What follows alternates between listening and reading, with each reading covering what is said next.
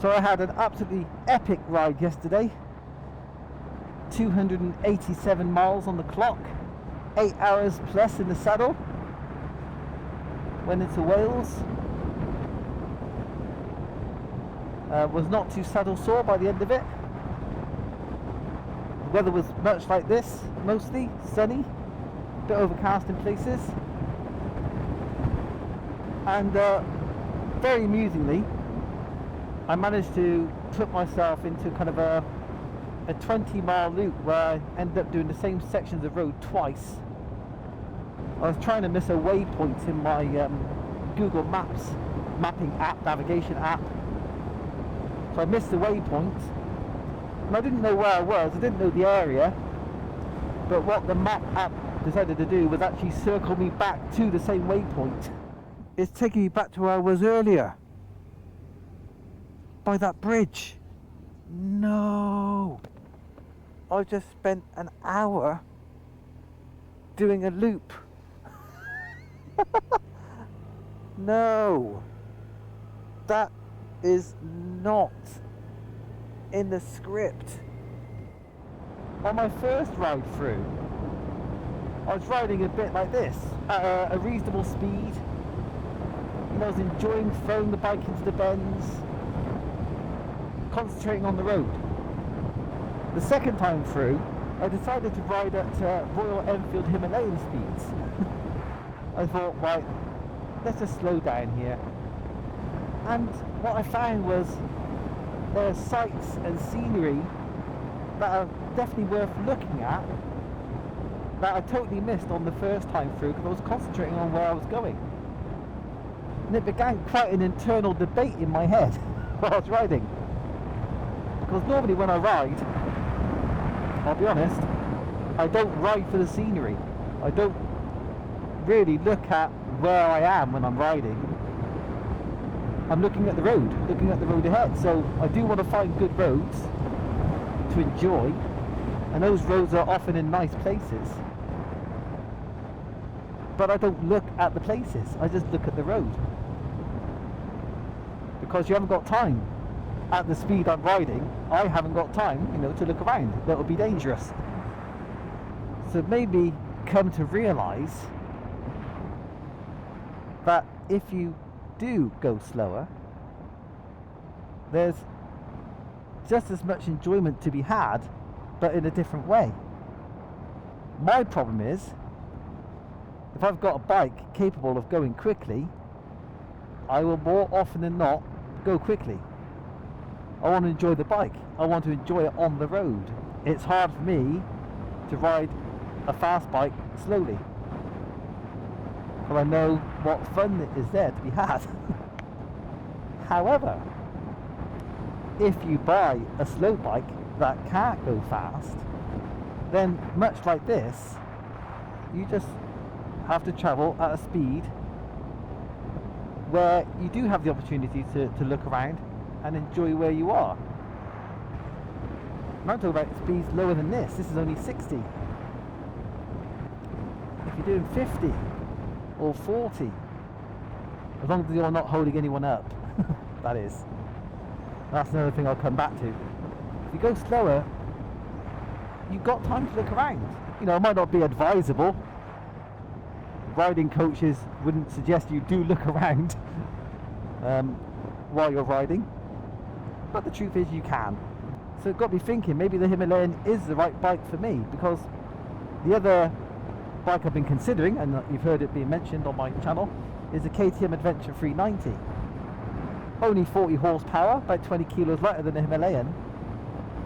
But the thing is, with that bike, it's a KTM. It's ready to race. That's exactly how they describe their brand. And I know what I'm going to do. On the road, I'm going to push it. I'll always end up trying to use some more of its potential. The Himalayan could be the bike that helps me rewire my brain, ride slowly, don't put so much work into the road side of things, and enjoy the journey more. It's definitely got me thinking. Because there's more than one way of riding a motorbike. And really, I've only ridden motorbikes one way for the last 30 years. But there's one downside to riding slowly on a motorbike, petty as it is that if other motorbikes come across you on the road, they're all going to have to come past you. Because, you know, most motorcyclists ride at a decent clip on the road. Not that many ride slowly and just take in the scenery. You know what? Thinking about it, I've probably passed lots of those types of motorcyclists. And in cases like that, you say to yourself, why are they riding so slowly? It's a wide open road. Why is he doing 60 or 50? So maybe they've discovered the secret already. Now I could just save myself a lot of money and ride this bike slowly, or ride my Honda Bros slowly, both of which are fair comments. However, I go back to my other requirement in a bike at the moment, or another desire, and that is to go off-road. And that's where the Himalayan scores as well, because it's an off-road capable bike and it's got a 21-inch front wheel. So it could, you know, win on two different levels. I was talking to James at Fraser's after the ride on the Royal Mail. Royal Mail. I was talking to James at Fraser's the other day after riding the Royal Enfield Interceptor.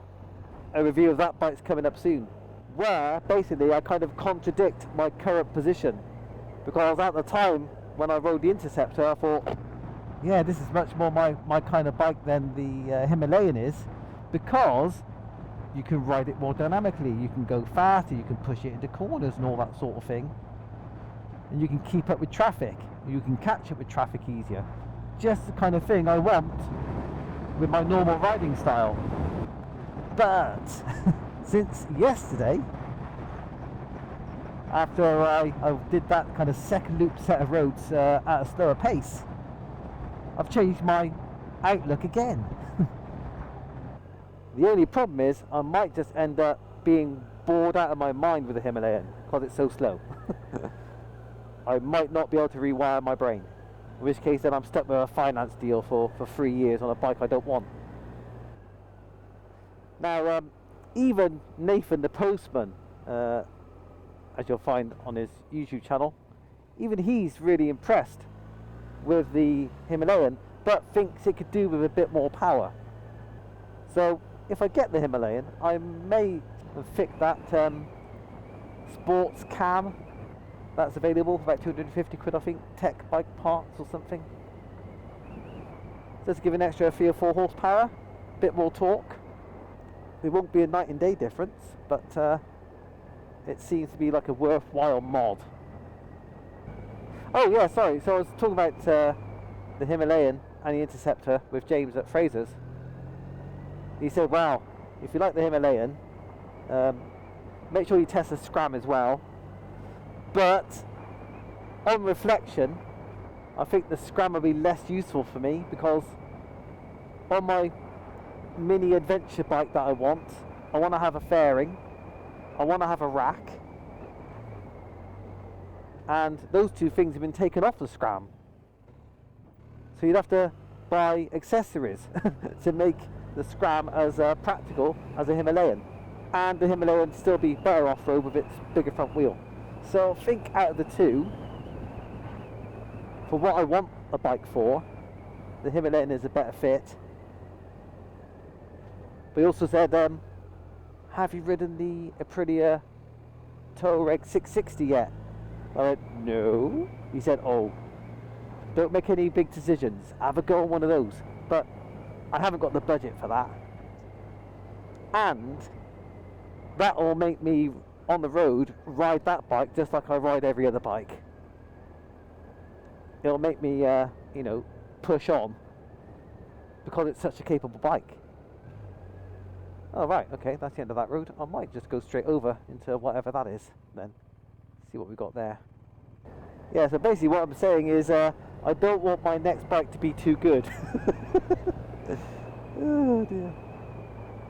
No, I do approach the idea of actually buying the Himalayan with a bit of trepidation, because because of the lack of power, basically. But on the other hand, I'm very intrigued about how it might change my riding style.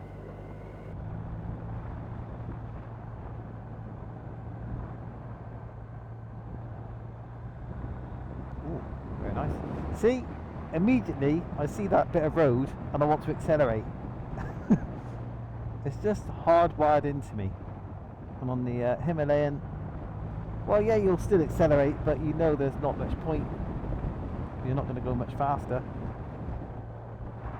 So hopefully, instead of looking at the road and accelerating, you'll just look around and go, this is nice. And this kind of evolution kind of started last year with the Honda Bros, with Project Smell the Roses, when I changed the clip-ons for more upright handlebars with the intention of riding that bike slower. Well, the bike's been off the road, but I do recall that I haven't actually been riding it that much slower on the times I had ridden it before the MOT ran out. And again, I can't take that bike off road. No one behind me. I'm going to slow down here for a bit, even though this is way below the speed limit for this road. Oh, it's hard. It is hard to keep to a speed below the speed limit. The speed limit's not a target that you have to hit, you know. So the saga surrounding my potential purchase of a Royal Enfield Himalayan will continue soon. Until I see you in the next video, take care. Ta-ra.